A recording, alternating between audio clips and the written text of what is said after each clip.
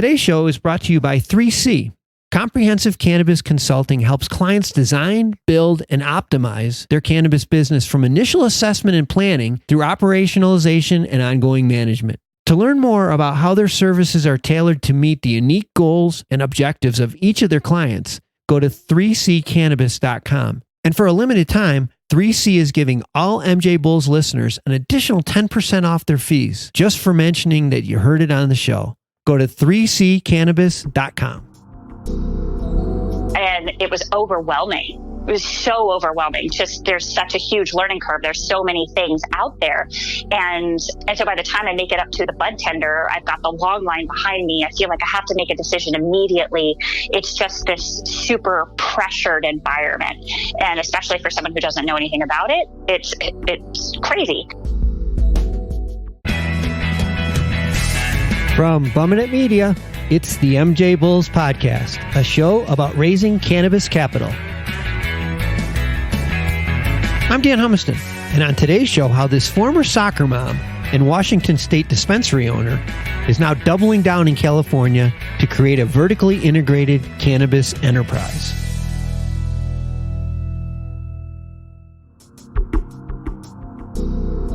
Today on Raising Cannabis Capital, we are joined by Nicole Connors, CEO of SAKU Cannabis. Nicole, welcome to MJBulls Podcast. Thanks for having me on. This is really cool. We've been talking a little bit before we went on, but this project that you're involved in is going to be so exciting. But before we jump into that, let's just talk about a little bit about your past. I mean, it's crazy, but you're essentially you're a cannabis pioneer because you've been in it since Washington State went legal. Yes. So Washington State went legal, back in 2013. And then, obviously lottery winners started, figuring out that they were winners in 2014. So, back in 2014, I was stay-at-home mom with raising 5 kids, and we had a hobby farm with goats. So a mother of 5, stay-at-home mom, raising goats. How do you get into cannabis?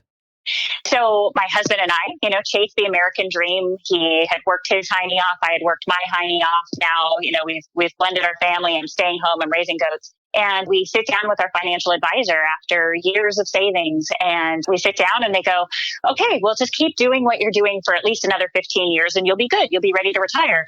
And I'm like, this is completely absurd. We did something wrong. And they're like, nope, just keep doing what you're doing. And so we had heard through the grapevine that cannabis was a thing. It was legal. And neither my husband or I were users or even were that aware of the industry, but we saw an opportunity. And Washington State at the time, only Washington investors could participate in the Washington market. And so it really pigeonholed these lottery winners into situations where if they didn't have the capital to kind of open their dispensaries and get the inventory and the security and everything that was necessary, they had the potential of losing their license. And a lot of them were starting to receive these notices of, you have 90 days or you need to let us know that we need to give the lottery to somebody else. And so God bless Craigslist. Actually was scanning Craigslist and I found my partner. And he was looking for a capital investor and I was looking for a dispensary license holder. And there you go. Oh my gosh. That is crazy. I know who invests on Craigslist, right? Especially now. I mean, those licenses today they're so valuable. But back then, sort of, was this going to last? Yeah. So, yeah. All right. So keep going. So you make it, you're an investor, but you transition from an investor pretty quickly. Oh, yeah. So we opened our doors and just our sales numbers were lackluster. We had hired a business manager and they were great with business, but not necessarily with, cannabis. It's a different monkey. And so partner called me and he was like, look, I know cannabis, but there's all this strategy and business stuff in it that I don't necessarily get. And so I was like, well, I'll handle that. Yeah. You handle the day to day and let's just get through this. And it, really, again, I'm a soccer mom. I've got goats. I live in a super conservative area and I was closeted. Like no one knew I was involved in cannabis at all. Oh man. It was top secret.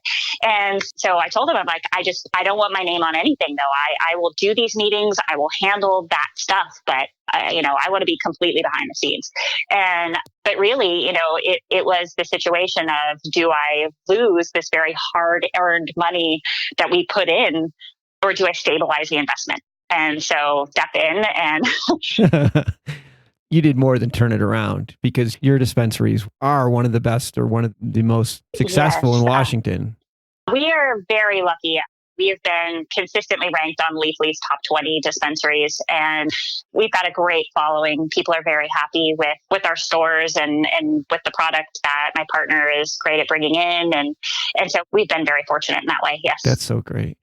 So you're taking all this knowledge and all this experience and you're doubling down in California. Well, when we looked at Washington, there was very limited enterprise opportunities in Washington. Washington, you still have to be a Washington resident in order to participate in Washington. And they have limitations on license, and they don't allow vertical integration. So it really ties your hands in a lot of ways. And so my attorney at the time, when California decides it's going legal, she gave me a call and she goes, "Nicole, you guys have got to come to California. You guys would kill it here."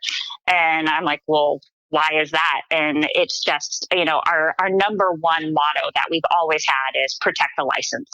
And so we understand the regulations very well, and we know that that is our opportunity.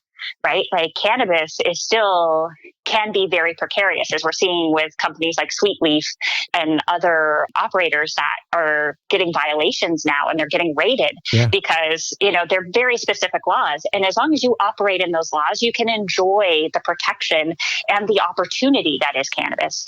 And so that's kind of always been our motto. So when California opened up, all the things that I had called my lawyer to complain about of why can I only own so many dispensaries and why can I not vertically integrate? Suddenly California took away those barriers. Yeah. Exactly.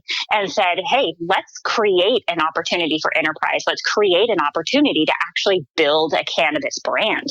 And so after a few phone calls with legal, and finally went, holy Hannah, we really can build this monster that I've wanted to build for so long. This is this opportunity. And instead of having very limited avenues for bringing on investors, California doesn't have those restrictions of you have to live in Washington or you have to live in California. It's now, no, as long as they're accredited investors, bring them in. So it's very exciting. I want to take a minute to tell everyone about an exciting free opportunity that one of our former guests, Good Harvest Company, is offering retail operators and cannabis brand managers in the adult use market. Good Harvest Company is preparing to launch their platform, which uses customers' buying and shopping behaviors to help brands effectively reach their customers. And for a limited time, Good Harvest Company will offer participating companies free access to their data in return for their feedback. To learn more, go to goodharvest.co. Let's take it step by step, because this is such an enormous project and I don't want to cut any aspect of it short, but let's start off with the dispensaries. So what's the beginning game plan? We'll do each profit center on its own, but the beginning game plan for dispensaries. So dispensaries. For me, again, kind of coming into the cannabis industry from being away from it, I walked into my first dispensary, which was, doing my research, trying to figure out how to set up ours. And I was greeted by lines. And I was greeted by lots of products, like hundreds of products, and menu boards. And it was overwhelming. It was so overwhelming. Just there's such a huge learning curve. There's so many things out there. And so by the time I make it up to the bud tender, I've got the long line behind me. I feel like I have to make a decision immediately. It's just this super pressured environment. And especially for someone who doesn't know anything about it, it's crazy.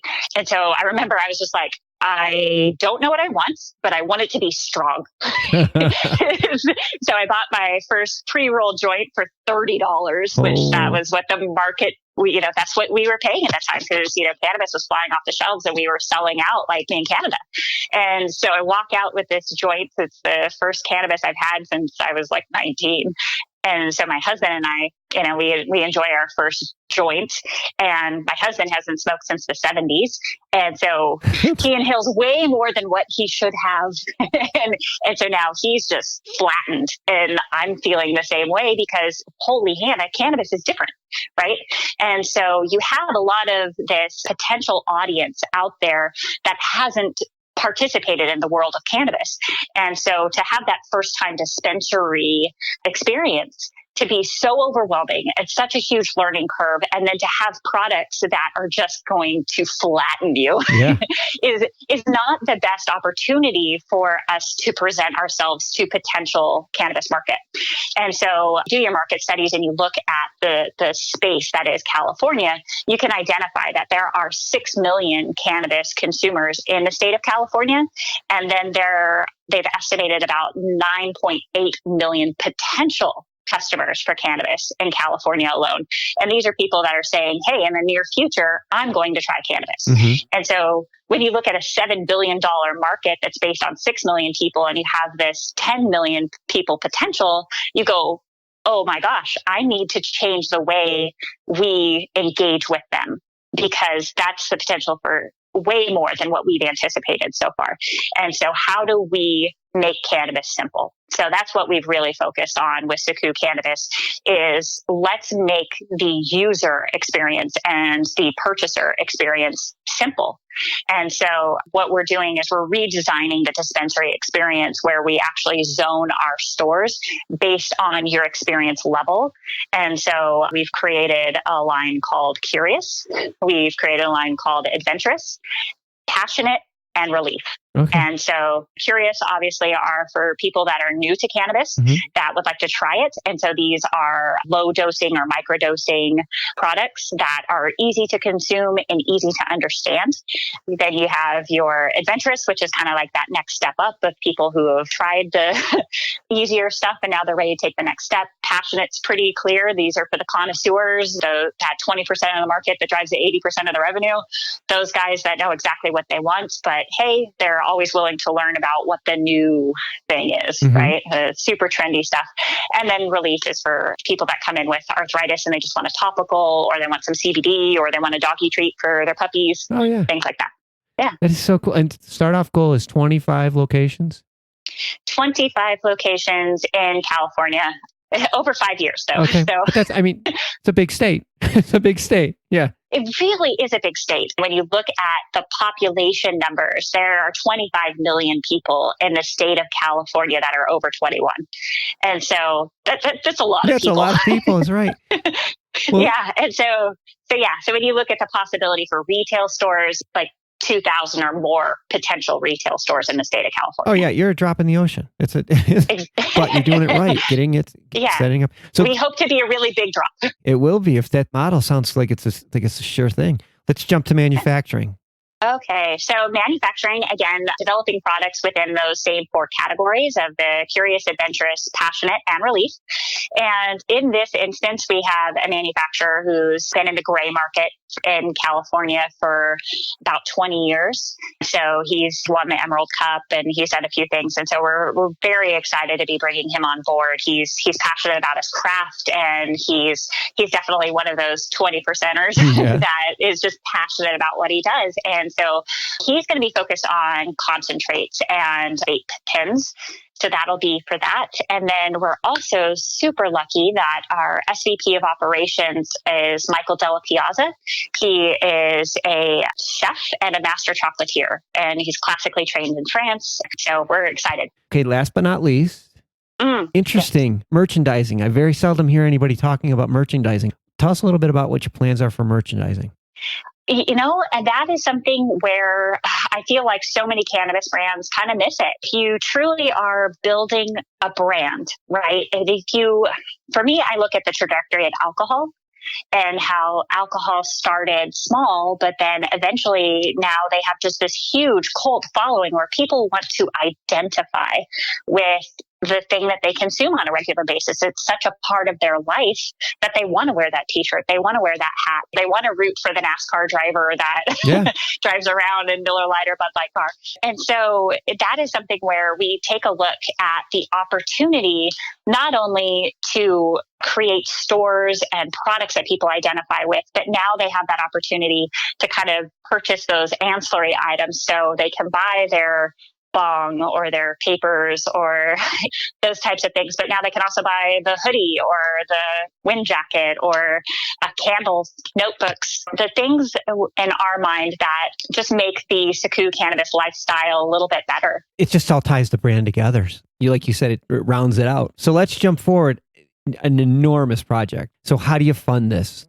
Yeah, so that is something that we are just got started on. We are currently offering a $3 million investment for 10% equity stake in the company. Mm-hmm.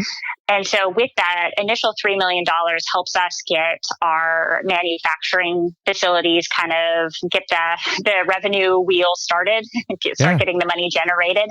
And then once we have revenue generation and we can start showing our products on shelves and we can start getting a few of the retail licenses secured, that's when we're hoping to go for a $10 million debt financing. I'm looking at your projections and they're just like, I mean, they're just so exciting, the opportunity, and we don't have time to dig into them, but for investors that are interested in this, the potential here is just off the charts. It's just off the charts. If you saw, when you look at the pitch deck, it's very impressive. Yeah. Thank you. Yeah. Gross revenue, I believe, is projected at $229 million per year. And a lot of that makes it to the bottom line. I can just tell just by looking at your number. So if an investor, somebody's listening right now, how do they participate? Mm-hmm. Well, there's two different opportunities to kind of reach out to us. Obviously, our website is up. We do have an investor page, and accredited investors can click on the link and give us their information, and we'll start sending them materials. Or people could reach out to me directly. Okay. Well, we've been speaking to Nicole Connor, CEO of SAKU Cannabis, and we'll have all of their information on the MJBulls website. Nicole, super exciting stuff. You're going to be back on this show, I hope. Dan, it was such a pleasure. Thank you so much for having us on. We really, really appreciate your time. Well, thank you. And good luck. Thank you. Let me take a second to thank Trevitt Hill for sponsoring today's show. Cannabis investors expect big returns from the companies that they invest in. Unfortunately, not all cannabis investments succeed. Trevitt Hill's management team works with investors to help turn around, or in some cases purchase, their underperforming portfolio companies. To learn more, go to trevitthill.com. Thanks for listening to the MJBulls podcast. To learn more about today's guest or to become a guest, visit our website at MJBulls.com. Today's show was produced by Bumminit Media with original music composed by Jamie Humiston. I'm Dan Humiston, and you've been listening to the MJBulls podcast.